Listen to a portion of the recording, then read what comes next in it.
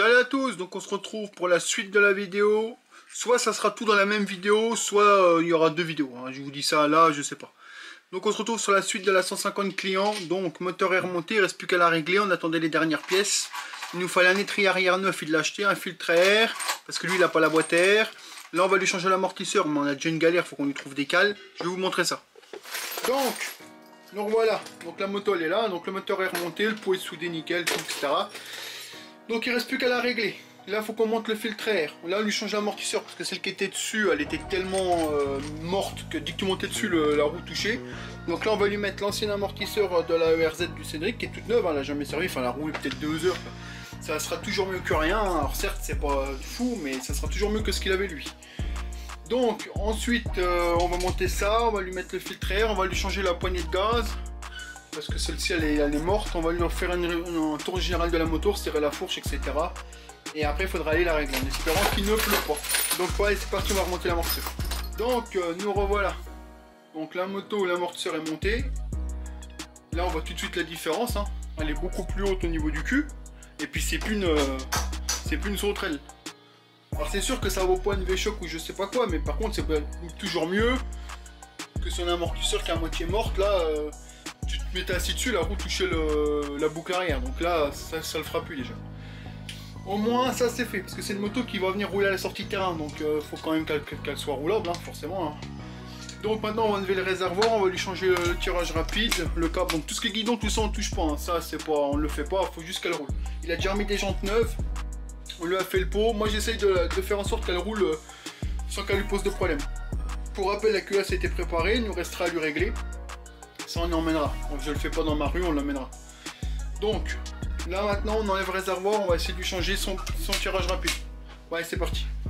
Donc on a monté l'étrier neuf avec la patte neuve, tout est neuf, plaquette neuve, tout. Donc maintenant on va dévisser ici, on va remettre la durite directement là, hein. Ça c'est déjà neuf, on l'avait déjà changé. La durite elle est neuve, c'est l'étrier qui était mort.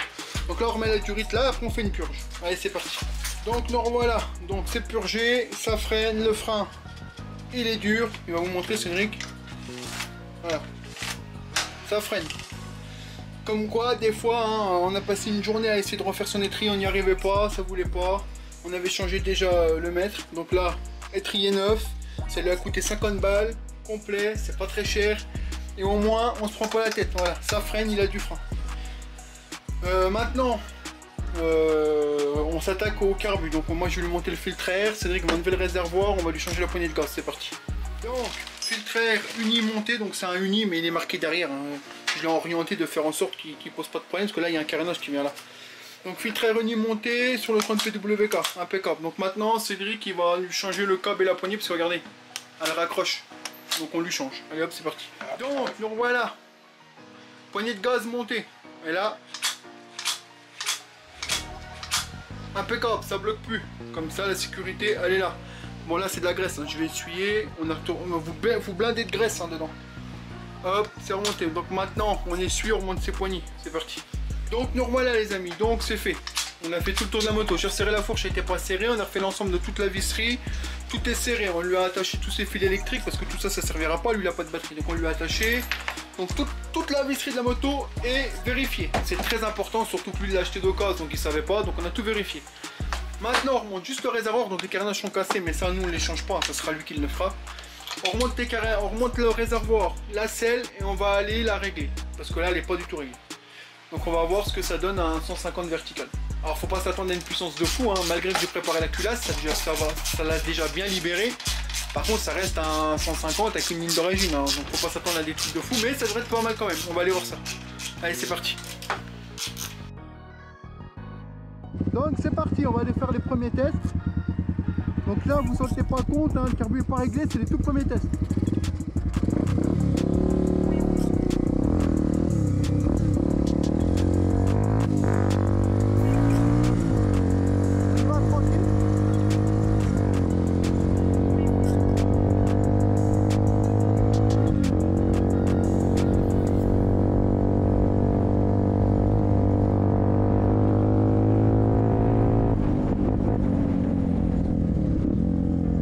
J'accélère pas, je mets le produit.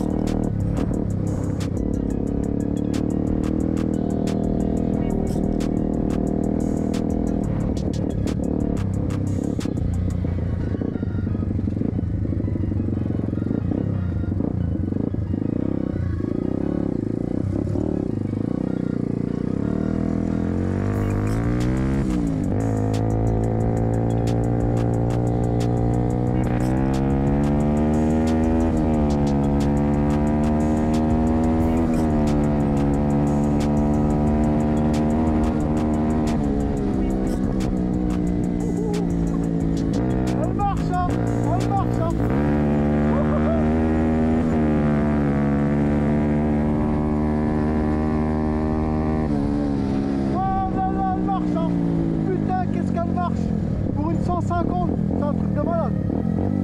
Moi, la prépa de malade, là, ça marche à taquer. Hein. Moi, la prépa, mon gars, elle fait du bien. À 150, tu sais comment elle marche.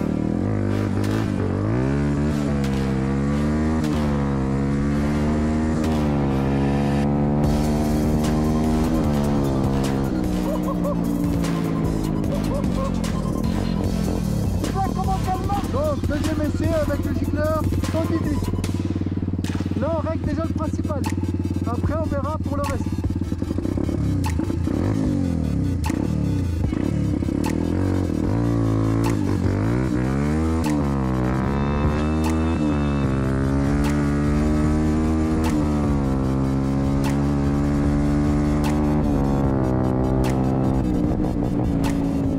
Là, tu règles l'embrayage parce que l'embrayage, il y a un string à trop tendu. Je peux le redétendre.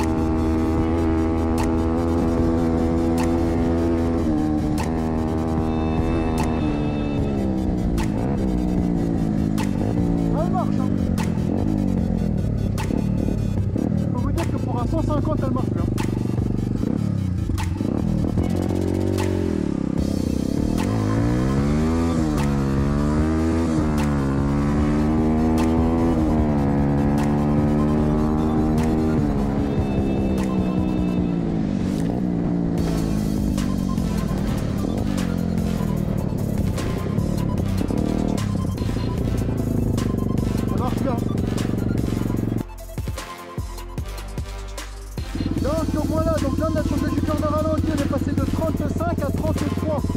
Et regardez, ça va déjà beaucoup mieux, on va l'essayer.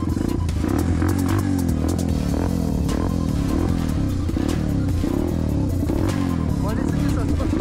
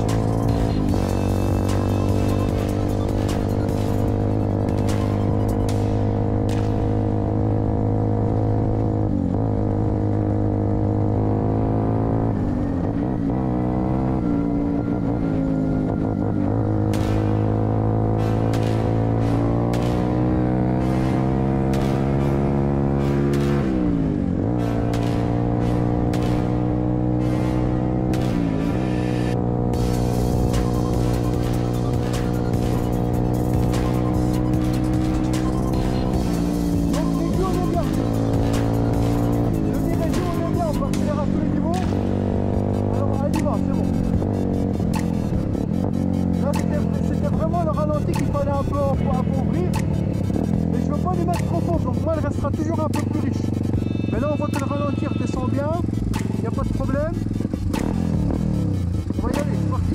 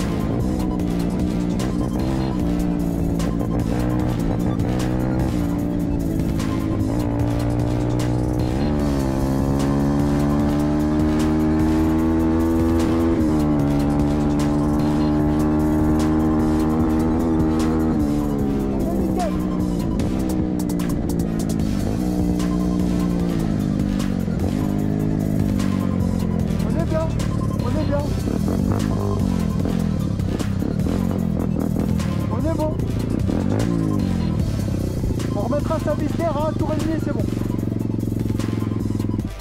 Donc là, on est bon les amis, on est bon. Donc là on range tout parce que j'ai rendez-vous pour ma picouse. La moto est bon, on va vérifier la bougie dans le garage. En tout cas c'est réglé, il va pouvoir venir la rechercher, on va lui remonter ses carénages. Donc je vous retrouve dans le garage, c'est parti, on renvoie. Donc nous revoilà les amis, donc voilà, la moto est remontée, tous les carénages. Donc après les carénages ils sont cassés à certains endroits, mais moi j'ai pas dû changer, hein, c'est sa moto. On l'a juste remonté dans le petit sticker, on leur fait la ligne, vous voyez, c'est nickel. Hein. La nouvelle amortisseur elle est bien plus haute, hein, donc ça lui va nickel. Donc voilà, elle est terminée, frein arrière fait, moteur réglé. Je vais juste laisser un tout petit peu plus riche pour être sûr qu'il ne la casse pas. Et bon, lui, il lui restera encore des choses à faire, hein. Il lui restera les carnages à changer, un Joe Speed fourche à faire parce qu'il est mort, mais bon, moi, elle m'a pas demandé de le faire, donc je le fais pas. J'ai fait uniquement ce qu'on m'a demandé, j'ai même fait plus, hein. Je lui ai fait une révision de la moto en général, donc comme ça je sais qu'il peut rouler avec sans problème. Donc voilà, elle est terminée, encore un heureux, hein. Donc 150 verticales préparées, hein. Donc je lui ai fait culasse. Et franchement, je vous le redis encore, hein, je vous le répète, mais je suis vraiment surpris comment qu'elle marche. Pour un 150 vertical, franchement elle marche. Content de la prépa culasse, donc ceux que ça intéresse, hein, vous savez où me trouver maintenant. Donc voilà, donc bah, c'est tout bon. On se dit à bientôt pour une prochaine vidéo. Et puis à la prochaine, salut!